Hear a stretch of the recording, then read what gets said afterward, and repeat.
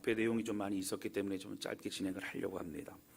여러분, 지난 시간에 우리가 함께 말씀 나눴던 것처럼 라헬은 야곱의 사랑을 받았지만 레아는 야곱의 사랑을 받지 못했습니다. 그래서 그가 곤고 가운데 있을 때 하나님은 레아를 돌아보셨고 또 레아에게 4명의 아들을 주심으로 그의 마음을 회복시켜 주셨습니다.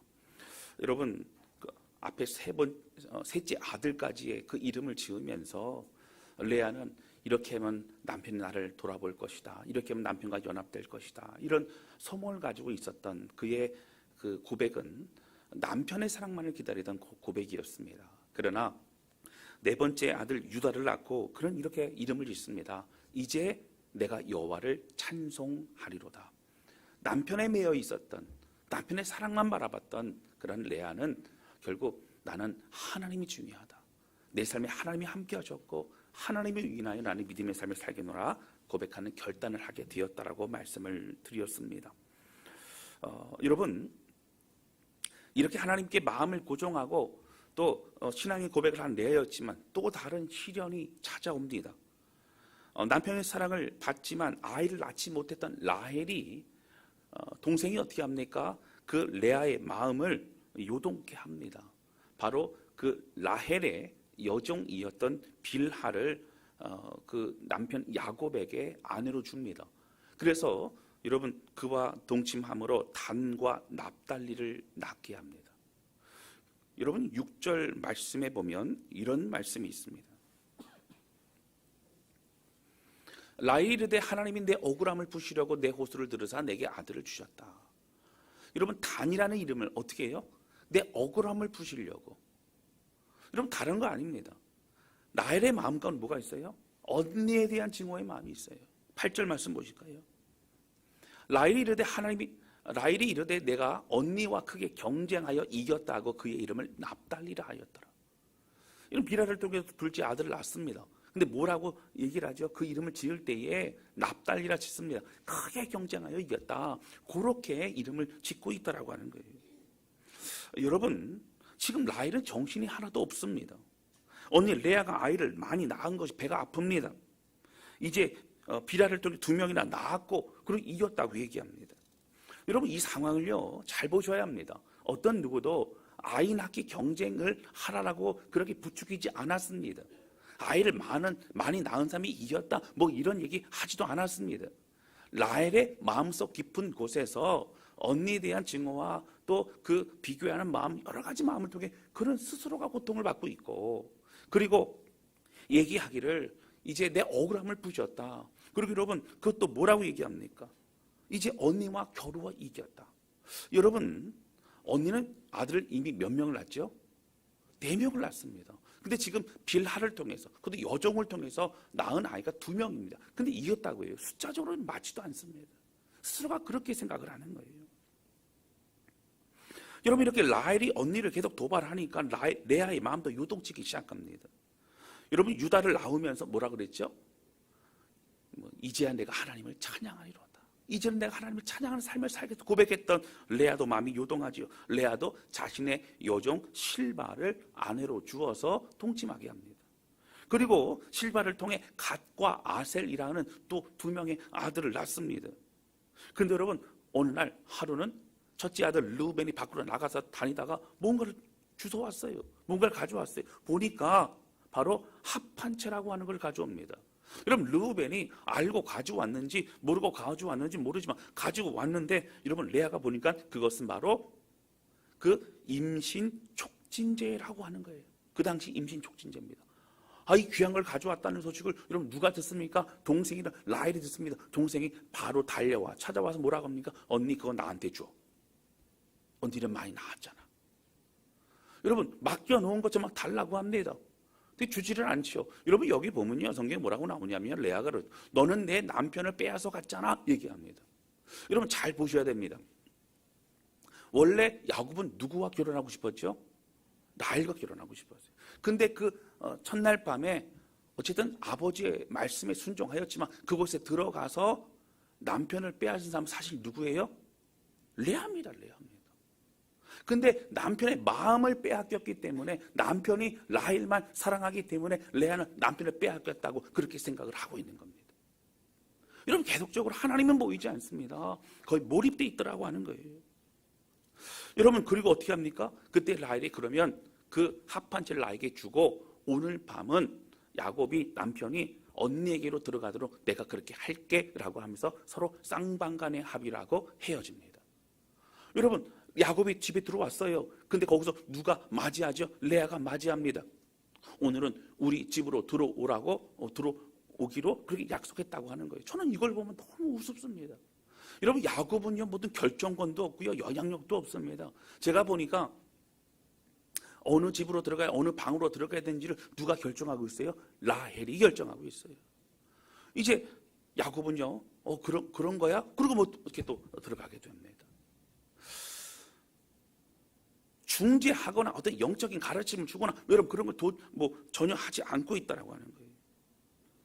야곱과 동침했던 레아는 그의 태가 이제 4명의 아들과 끊어진 줄 얼마 안 하는데 하나님도 축복하셔서 이사가를 낳습니다. 그리고 그 후에 스불론까지 아들을 낳아요. 그리고 그 이후에 또 디나라고 하는 딸까지 낳습니다. 여러분 잘 계산해 보셔야 돼요. 자 그러면 레아가 아들만 몇 명 낳죠? 자 처음에 4명 낳았어요. 그리고 나중에 이사갈과 스불을 낳았어요. 2명 더 낳았죠. 그럼 레아가 낳은 아들은 몇 명이죠? 6명이요. 그리고 딸까지 낳았으니까 딸 1명. 전체는 7명 낳습니다. 자 그리고 빌하를 통하여 2명, 실바를 통하여 2명. 자 그러면 여기까지. 자 아들은 전체 몇 명이죠? 10명이에요. 10명. 예. 그냥 10명이라고 생각하시면 됩니다. 예. 계산이 안 되는. 그리고 나중에 라헬에게 또 태를 여셔서 여러분 우리 잘 아시는 요셉과 베냐민을 낳게 됩니다. 그래서 12지파 12사람들이 거기서 나오게 되죠. 사람들은 그럽니다. 하나님이 결국 이걸 통해서 12지파를 세우셨다. 하나님의 계획이셨다. 그런데 여러분 이 모든 걸 선하게 이끄심으로 하나님이 맞지만 그러나 이 과정에서 레아와 라헬의 마음만큼은 그들의 동기와 그들의 마음의 중심은 사실 하나님을 향해 있지 않았다라고 하는 겁니다. 그들은 선하지 않았습니다. 여러분 라헬도 하나님 나를 위로하셨다, 내 억울함을 푸셨다, 하나님이 나를 이기게 하셨다 뭐 이런 얘기를 했지만 하나님의 이름을 들먹였지만 그는 하나님을 믿는 사람이 아니었습니다. 하나님 마음을 알려고 하지도 않았다고 하는 거예요.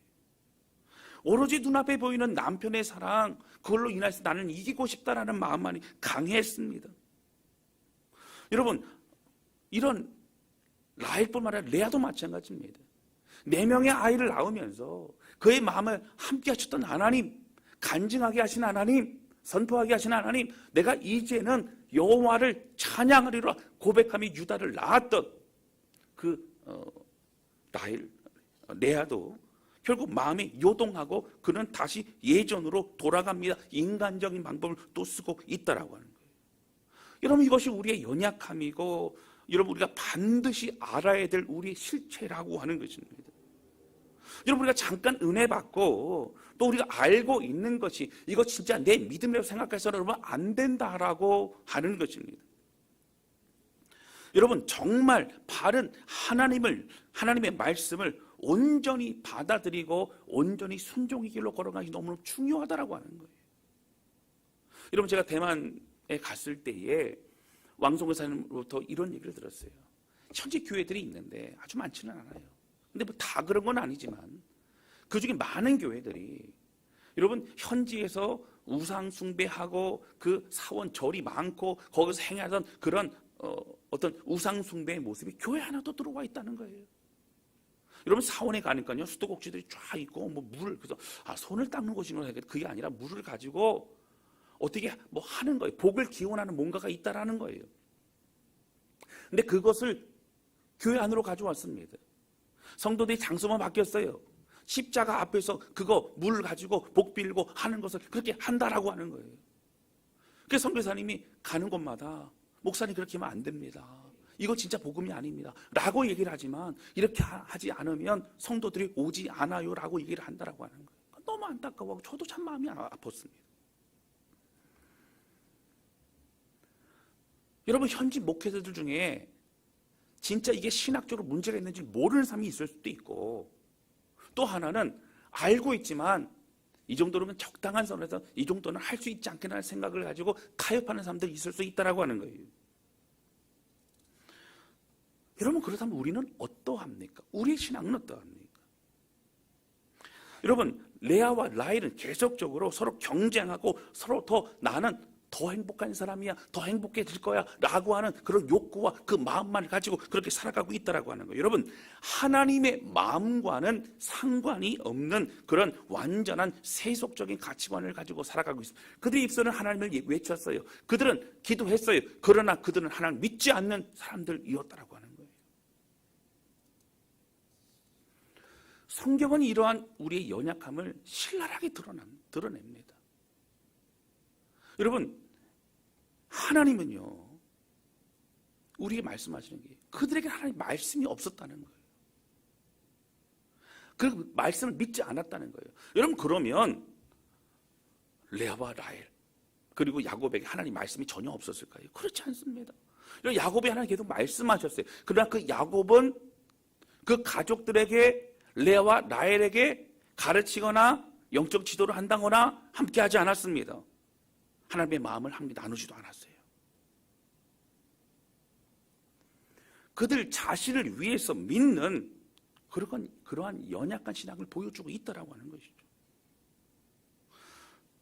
여러분, 야곱은요, 자기 인생에 있어서 어떤 결정을 할 때 하나님 말씀을 가지고 결정하지 않았습니다. 하나님의 말씀이 야곱과 그의 가족들에게 영향을 미치지 않고 있더라라고 하는 거예요. 여러분, 누가복음 12장서부터 14장까지의 내용들을 보면 다른 복음서도 그렇지만 특별히 여기에 보면 예수님께서 바리새인과 종교 지도자들을 향해 굉장히 신랄하게 비판하십니다. 여러분, 여기 보시면 회칠한 무덤이다, 독사의 자식들아, 여러분, 뭐 이런 말할 수 없는 그런 독서를 주님이 하신다라고 하는 거예요. 여러분, 그들은 누구보다 말씀을 잘 알았습니다. 누구보다 말씀대로 산다라고 그들 스스로는 생각을 했습니다. 그러나 그들의 마음은 하나님의 마음과 같지 않았어요. 하나님의 마음 중요하지 않습니다. 내 행위로 나를 높이고 내 행위로 나는 종교 지도자라고 그렇게 역임을 받고 싶었던 겁니다. 예수를 따라하지 않았습니다. 자신을 위해 예수의 말씀을 이용하며 하나님 마음이 말씀 이용하며 그렇게 살았던 거예요. 근데 여러분, 세리와 죄인 왜 주님이 가까이 하십니까? 여러분, 적어도 그들은요, 자기 자신이 죄인임은 알았던 사람들이에요. 그런데 하나님 앞에 나아갑니다. 하나님, 나를 불쌍히 여겨주소서. 하나님, 나를 어떻게 해야 됩니까? 라고 눈물을 흘려 기도합니다. 그러나 바리새인들은 그렇게 기도하지 않습니다. 나는 당당한 사람이고 나는 누구보다 뛰어난 사람이고 나는 존경받아 마땅한 사람이라고 그렇게 생각을 하고 있었더라고 하는 거예요. 여러분, 말씀을 따른다라고 하는 것은요, 말씀하신 하나님의 마음을 깨닫는 것이고, 그리고 그 삶을 사신 예수님을 따라가는 것이에요. 막연히 생각으로 관념적으로만 그렇게 생각하고 나는 신앙생활을 한다, 나는 알고 있어라고 하는 것이 아닙니다. 여러분, 알고 있는 게 아니고 믿어야 되고 따라야 되는 것이 신앙생활이라고 하는 거예요. 할렐루야. 여러분, 제가 말씀드렸죠. 여러분, 당시 귀신들도 하나님 알았어요. 하나님 모르지 않았어요. 그들은 두려워 떨었습니다. 예수님을 하나님의 아들이라고 그랬어요. 우리 가까이 하지 말라 그랬어요. 내버려 두라 그랬어요. 그러나 그들은 어떻습니까? 그들은 하나님 믿지 않았습니다. 여러분, 그들 마찬가지예요. 바리새인 마찬가지입니다. 그래서 예수님이 진노하셨습니다. 그럼 우리는 말씀 앞에 어떻게 살아가고 있느냐고 하는 거예요. 여러분, 성경 우리에게 말하기를 두 가지 질문합니다. 우리에게 당신은 제자입니까? 아닙니까? 예수님 믿습니까? 믿지 않습니까? 여러분, 중간은 없어요. 사람들은요, 예수님을 잘 믿는 사람, 좀 그래도 믿는 사람, 안 믿는 사람 이렇게 나누려고 하죠. 성경 그렇게 말하지 않습니다. 예수님을 믿고 예수님을 따르는 사람과 예수님을 믿지 않는 사람으로 나누고 있다라고 하는 거예요. 여러분, 예수님 따르지 않는 건 믿지 않는 겁니다. 성경 계속 우리에게 말하고 있는 것이 바로 그겁니다. 여러분, 예배 때 주신 말씀을 우리는 씨름하고 있는가? 여러분, 그 말씀을 내 마음에 받아들이고 있는가? 내 생각과 싸워 꺾어 하나님의 말씀의 방향을 선택하는 삶을 나는 살고 있는가? 넘어질 수 있어요. 그러나 포기하지 않고 주의 말씀으로 나는 살고자 하는 결단이 있는가? 이것이 여러분 신앙생활이라고 하는 거예요. 여러분 잘 들으셔야 됩니다. 신앙생활은 취미생활은 아닙니다. 신앙생활에 생명이 걸려 있는 겁니다. 신앙생활은 내 삶이 오직 주의 은혜로 살아가는 것이라는 것을 깨닫는 것입니다. 여러분 이렇게 말하고 있는 목회자가 가장 하나님 앞에 심판받을 거예요. 여러분 목회자가 가장 하나님의 그런 무서운 검증이 있을 겁니다. 목회자가 말씀을 선포하는 자이기 때문에 누구보다 말씀 앞에 어떻게 살았는지를 주님은 확인하고 더 그렇게 지켜보실 겁니다. 여러분 저는 무섭습니다. 가장 무서운 게 하나님이고 가장 무서운 게 그 말씀 앞에 서 있는 겁니다. 여러분 저도 부족합니다. 저도 완전하지 않아요. 여러분 저에게 부끄러운 모습이 왜 없겠습니까? 여러분 제 마음도요. 여러분 미워하는 사람이 있습니다. 여러분 미워지는 사람들이 있어요. 여러분 돈에 대한 욕심이 왜 없겠습니까? 여러분 자랑하고 싶은 마음, 박수받고 싶은 마음, 여러분 명예가 좋은 마음, 여러분 왜 없겠습니까? 여러분 똑같아요. 좋은 게 좋은 겁니다. 말 잘 듣는 성도가 더 좋기도 합니다. 그러나 여러분 이렇게 살 수 없는 것은 날마다 아침마다 말씀을 보고 새벽 예배마다 기도를 하고 또 하루 종일 말씀을 묵상하고 말씀을 또 통독하고 말씀을 접할 때마다 느껴지는 게 뭐냐면 이렇게 생각하고 이렇게 살아서는 안 되기 때문에 다시 무릎 꿇고 통회하고 회개하고 기도하고 생각하는 마음의 그 생각조차도 하나님 앞에 죄했기 때문에 하나님 앞에 무릎 꿇고 통회하게 된다라고 하는 거예요. 여러분 제가 잘하는 건 많지 않지만 잘하는 거 한 가지 있어요. 제가 진짜 잘하는 거 한 가지 있으면 뭐냐면 하나님의 말씀을 향한 마음입니다. 하나님의 말씀을 향한 열정이에요. 여러분 저희가 가장 중요하고 저에게 가장 큰 힘이 되고 저에게 가장 큰 삶의 의미는 바로 하나님의 말씀이 있기 때문이라고 하는 거예요. 여러분 복음서에 똑같은 말씀을 접해도요. 이 말씀 아는 말씀 아니요. 어제 똑같은 말씀을 보고 오늘 똑같은 부분을 봐도 그 말씀 중에 나에게 말씀한 하나님의 메시지를 들을 때에 내 심령이 녹아지고 새로워지게 된다라고 하는 거예요. 왜요? 하나님이 말씀하시기 때문입니다. 사랑하는 성도 여러분, 이것이 하나님을 만나는 거예요. 이것이 하나님의 말씀 앞에 서는 겁니다. 이것이 하나님께 드려지는 진정한 예배라고 하는 겁니다. 여러분 꼭 기억하세요. 말씀 앞에 깨어지는 것이 예배라고 하는 거예요. 오늘 주어진 말씀 앞에 내 심령이 녹아지고 내 심령이 하나님 앞에 통회하는 것이 회개라고 하는 겁니다. 예배라고 하는 거예요. 여러분 우리의 견고한 생각과 우리의 자아와 우리의 욕심 때문에 하나님 말씀 들어오지 않는다면 여러분 예배 드린 게 아니에요. 여러분 신앙생활 하는 게 아닙니다. 여러분 교만한 겁니다. 하나님보다 높아진 겁니다. 다른 말이 필요 없다고 하는 거예요. 여러분 적당히 신앙생활은 없어야 됩니다. 여러분 제가 이번에 대만을 갔는데요. 왕성근 사님하고 이제 그 통화를 하고 이제 준비를 하면서 저한테 세 가지 초초장치를 본격적으로는 다음 달, 그러니까 아마 3월 중에 할 것 같아요. 저희가 2월 마지막에 가지 않았습니까? 그래서 먼저 한번 큰 잔치를 또 하고 또 본격적으로 하겠다는 거예요. 그러니까 저희가 갔을 때 굉장히 부담스럽습니다. 똥수 개가족 교회에 우리가 누르기 지는 거 아닐까? 음식하고 이런 건 좋은데 그런 좋은 분을 끝나면 되는데 복음을 전해달라. 근데 문제는 뭐냐면 여러분 아까 말씀드렸지만 대만 사람들은요 예수님만 믿는 게 아니라 그 교회 성도들 중에도 많은 사람들이 그러니까 대만 교회가 그렇다는 거예요. 다른 신들도 많이 믿고 거기에다가 또 예수님도 믿는다는 거예요. 지금 신방을 가봤는데요. 뭐 불상도 다 있어요. 거기도 십자가도 하나 갖다 놓고 그런 집도 많다고 하는 겁니다. 그 교회는 그 교회의 몫인데 내가 자칫 잘못해서 가서 복음을 잘못 전해서 교회를 어렵게 하는 건 아닐까? 갔다 왔는데 왕성교사님이 그 교회에 어떤 관계가 단절돼 버리고 우리 때문에 곤란을 겪는 건 아닐까? 그래서 어떻게 복음 전해야 될까? 그런 두려운 마음이 있었어요. 여러분, 근데 결국 강조했던 건 뭘까요? 예수님만 믿어야 구원받는다고요. 여러분, 예수님만 나의 구주, 예수님만 나의 주인 되셔야만 우리가 구원받는 것이라고 그렇게 강조하고 또 강조했어요. 사람들 놀래도 계속 강조했어요.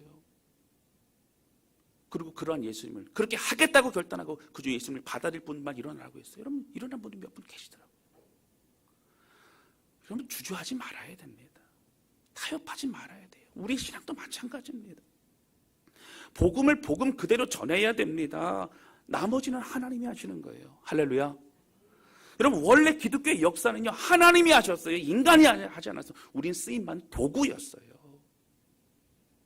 많은 사람이 필요하지 않습니다. 정말 예수 그리스도를 따르는 제자들이 필요했고, 그 제자들과 함께 그 믿음과 소망을 가지고 주님이 의지했던 그 사람들 통하여 하나님의 역사는 계속적으로 이루어지고 또 이어져 갔다라고 하는 거예요. 오늘 우리에게는 여러분 어떤 말씀을 기대하십니까? 듣기 좋은 말씀, 축복의 말씀, 격려의 말씀, 여러분 위로의 말씀, 이런 것만을 기대하십니까? 오늘 이런 설교하고 나면 그런 마음이 들 거예요. 목사님 무슨 일 있으셨나? 부부싸움 하셨나? 뭐 어려움이 있었나? 여러분 아니요. 여러분 그 본문의 말씀을 가지고 묵상하고 기도하게 되면 마음에 통쾌함이 있다고요. 여러분 제가 오늘 이 말씀을 가지고 단위에 서기 위해서는요, 제가 목양실에서 먼저 죽어지는 거예요. 먼저 이런 피를 쏟는 거예요. 먼저 하나님 앞에 통회하게 되는 거예요. 저희 연약함이 드러나고 저희 부족함이 드러나고. 그러나 여러분, 제가 목회하는 한 저는 다른 얘기 전할 수 없어요. 바른 복음과 바른 말씀 전해야 돼요. 바른 신앙생활 해야 돼요. 그냥 모이고 좋고 그냥 서로 위로하고 대충 그렇게 하는 신앙생활 말고 바른 하나님의 사람들 한 사람 한 사람이 늘어가고 믿음으로 세워지고 목사 없어도 하나님과 깊은 관계 속에서 하나님 만나고 함께 주님의 은혜로 살아갈 수 있는 하나님의 사람들, 예수님의 제자들을 더욱더 세워장하는 일들이 많아져야 된다라고 하는 겁니다. 사랑하는 성도 여러분, 우리는 매주 주일의 말씀을 통해 우리는 일상의 삶에서 선택의 기로에 놓여지게 됩니다. 여러분 선택해야 됩니다.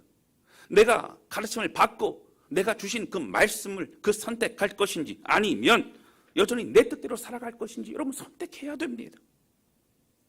예수님을 따르라고 말씀하셨지 구경하라는 무리가 되라고 말씀하시지 않으셨습니다. 무리들은 예수님 따랐지만 그들은 예수님의 진정으로 마음을 다해 가려고 하는 마음이 없어서 여전히 여러분 나는 신앙생활 오래 했고 나는 잘 알고 있고 그 말씀 내 안에 들어오지 않는다면 여러분 회개해야 됩니다.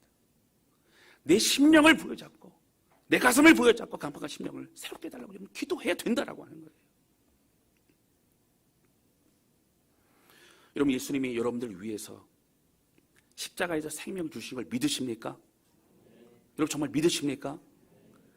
그런데 어떻게 그렇게 살 수 있느냐고 하는 거예요. 적어도 우리 마음에 양심과 거리낌과 애통함이 없다라면 오늘 우리는 눈물 흘려야 된다고 하는 겁니다. 여러분 주께서요 많은 가르침을 주셨지만 결국 따르는 사람만 따랐습니다. 정작 사람들은 예수님 믿지 않았어요. 정작 사람들은 예수님의 그 마음에 예수님 자리가 없었다고 하는 거예요. 여전히 내 마음과 내 뜻대로 살아가면 나는 그리스도인이라 말하는 사람이 무수히 많았습니다. 여러분 그러나 그들은 구원받지 못했어요. 여러분 잘 들으세요. 행위로 구원받는 거 절대 얘기하지 않습니다. 여러분 오직 믿음으로 구원받습니다. 오직 은혜로 구원받습니다. 그러나 정말 예수님 믿기로 작정했다면 우리의 소원과 우리의 삶의 의미와 방향은 완전히 달라지게 된다라고 하는 거예요. 그럼 교회 직분자들, 교회에서 오래 신앙생활하는 분들 여러분 잘 들으셔야 됩니다. 목회자인 저도 직분자들도 교회 봉사하고 섬기고 오래되고 나는 교회에서 오래 했다 하시는 분들 잘 들으셔야 됩니다. 여러분 더 날카로운 잣대로 우리는 하나님의 심판을 받게 된다라고 하는 거예요. 그리고 진짜 믿음이 있는지 없는지 하나님만이 아실 겁니다. 여러분 우리의 관심은 어디에 있고 우리의 분노는 무엇이며 우리는 누구를 살리기 위해서 애를 쓰고 있는가? 우리의 에너지와 우리의 관심은 어디에 있는가? 여러분 교회 안에 힘들고 어려운 자들을 찾아가고 그들을 위로하고 그들 위해서 정말 기도해 줄 사람이 되실 수 있기를 바랍니다. 여러분, 우리의 에너지와 시간을 사람 살리고 세워주고 격려하고 품어주고 인내하고 기도하는 데 쓸 수 있는 그러한 저와 여러분, 우리 모두가 되실 수 있기를 바랍니다. 여러분, 우리 안에 다 바리새인의 그런 강박함이 있어요. 우리 안에 바리새인의 교만함이 다 있어요. 내버려두면 안 됩니다. 끄집어내야 돼요. 회개해야 됩니다. 여러분, 그런 믿음의 길, 하나님이 십자가 앞에, 말씀 앞에 직면하고 바로 서는 그런 저와 여러분, 우리 모두가 되실 수 있기를 주님의 이름으로 축원합니다. 여러분, 밥도 부드러운 맛이 있는 밥이 있고 때로는 매운 밥이 있는 것처럼 매운 설교도 있는 것 같아요. 여러분, 우리 가슴을 치며 하나님의 마음을 드리는 우리 모두가 되실 수 있기를 바랍니다. 이 시간 찬양 주 앞에 드리며 기도하는 시간을 갖도록 하겠습니다.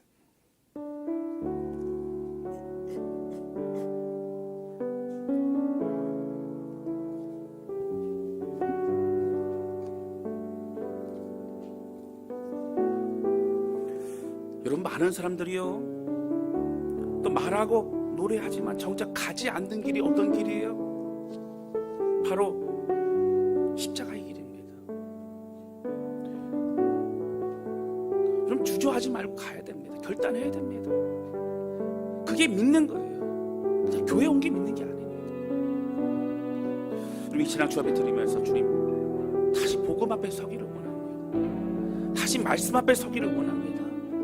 두렵고 떨림으로 주님을 바라보기 원합니다. 여러분, 오늘 이 찬양 주 앞에 드리면서 그런 마음으로 기도했으면 좋겠습니다. 함께 찬양하도록 하겠습니다.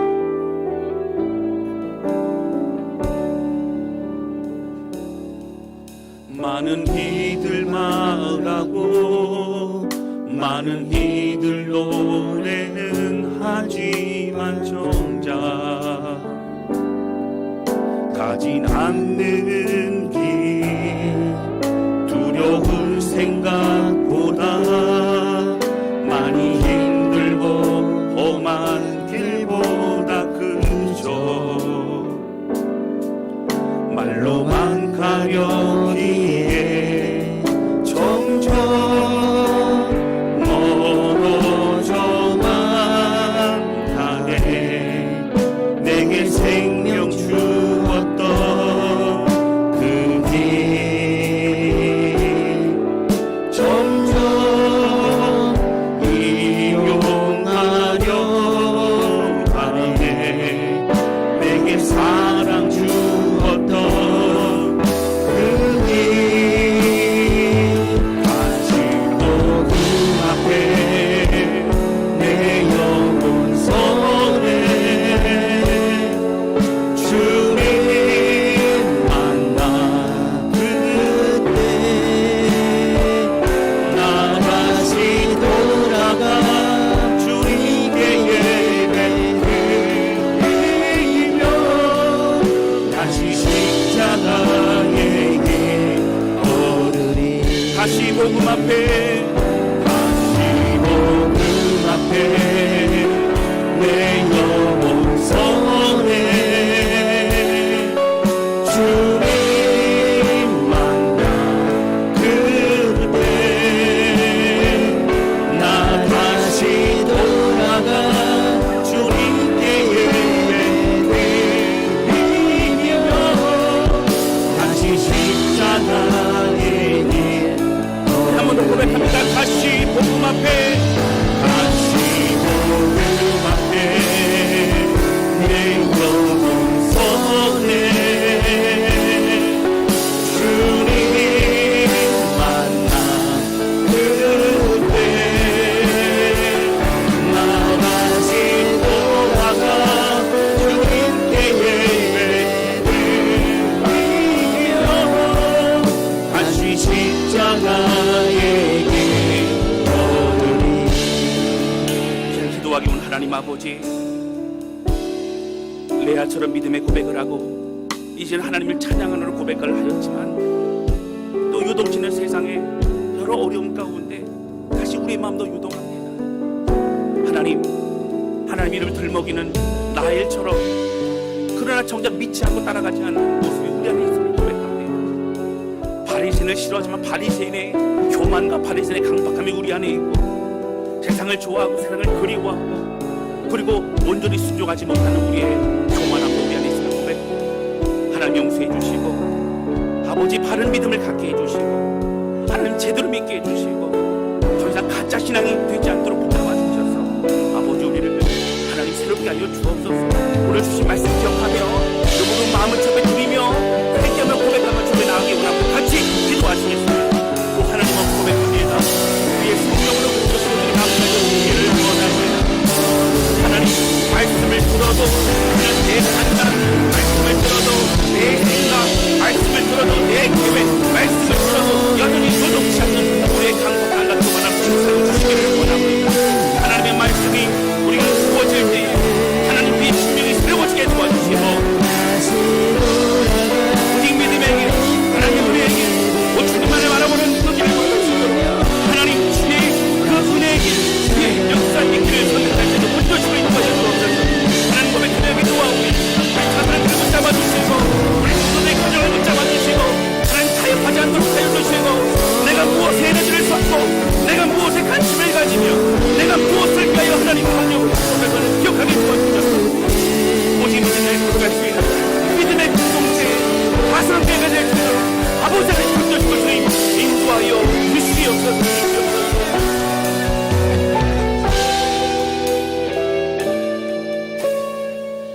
하나님 아버지, 오늘 말씀을 통해서